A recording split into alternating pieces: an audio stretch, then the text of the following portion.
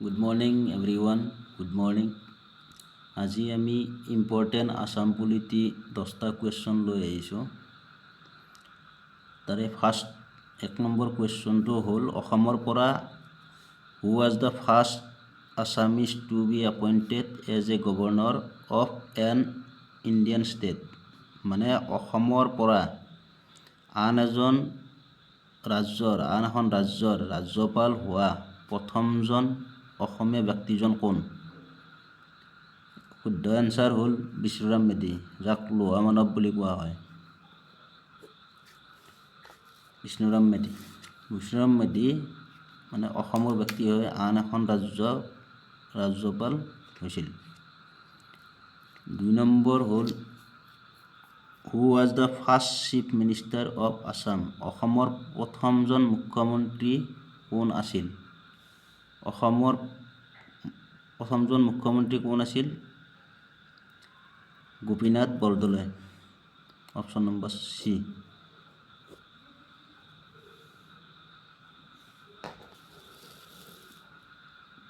3 number question, ভাৰতবৰ্ষই স্বাধীনতা লাভ কৰাৰ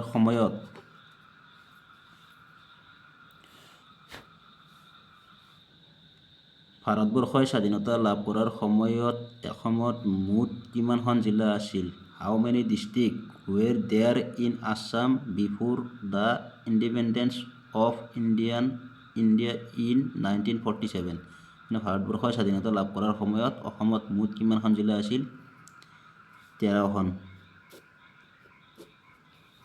13খন জিলা আছিল। যেতিয়া ভাৰতবৰ্ষ স্বাধীন হোৱাৰ লগে লগে মানে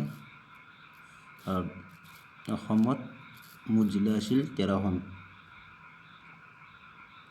4 নম্বৰ কুৱেশ্যন, অসমত প্ৰথমজন অনা কংগ্ৰেছী মুখ্যমন্ত্ৰী কোন আছিল? মই ইংলিছটো পঢ়াই দিয়া নাই, অসমীয়াটো ডাইৰেক্ট পঢ়াই দিছোঁ। অসমত প্ৰথমজন অনা কংগ্ৰেছী মুখ্যমন্ত্ৰী কোন আছিল? গোপাল বৰবৰা আছিল অসমৰ প্ৰথমজন অনা কংগ্ৰেছী মুখ্যমন্ত্ৰী।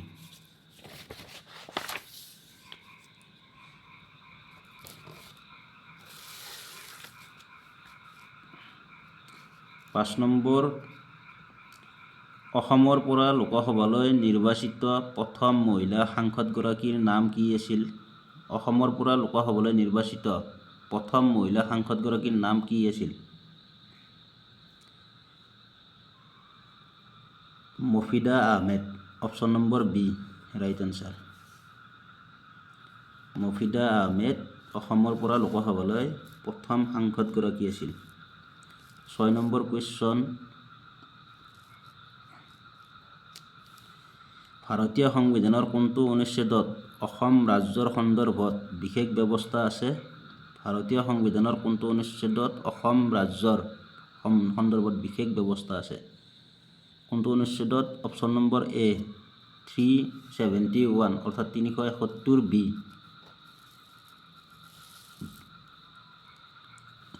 7 নম্বৰ,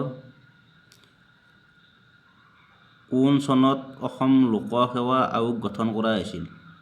মানে APSC কেতিয়া গঠন কৰা হৈছিল? আছাম পাব্লিক ছাৰ্ভিচ কমিশ্যন, মানে APSCৰ full meaning Assam public service commission. Option number B 1 April 1937 চনৰ 1 এপ্ৰিলত হৈছিল। 8 নম্বৰ কুৱেশ্যনটো হ'ল স্বাধীনতাৰ পিছত কোন চনত অসমত পোনপ্ৰথমবাৰৰ বাবে ৰাষ্ট্ৰপতি শাসন প্ৰৱৰ্তন কৰা হৈছিল? যেতিয়া স্বাধীনতা হৈছিল, ভাৰত যেতিয়া স্বাধীন হৈছিল, স্বাধীনতাৰ পিছত অসমত ৰাষ্ট্ৰপতি শাসন হৈছিল। প্ৰথম ৰাষ্ট্ৰপতি শাসন কেতিয়া হৈছিল? প্ৰথম ৰাষ্ট্ৰপতিৰ শাসন হৈছিল 12 ডিচেম্বৰ 1979। অপশ্যন নম্বৰ বি, মানে 12 ডিচেম্বৰ 1979 চনত।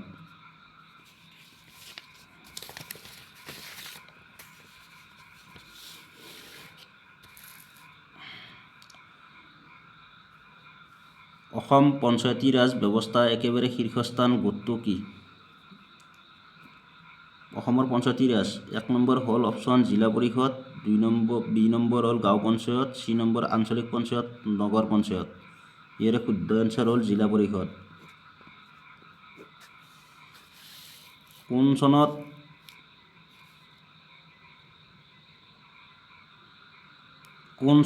মিজোৰামক অসমৰ পৰা পৃথক কৰা হৈছিল? কোন চনত মিজোৰামক অসমৰ পৰা পৃথক কৰা হৈছিল? 1972 চনত। অপশ্যন নম্বৰ আছে 1977, 1972, 1965, 1982। ইয়াৰে শুদ্ধ এনচাৰ হ'ল বি নম্বৰ অপশ্যন 1972 চনত। থেংক ইউ, সকলোৱে ছাপোৰ্ট কৰিব, আশা থাকিল।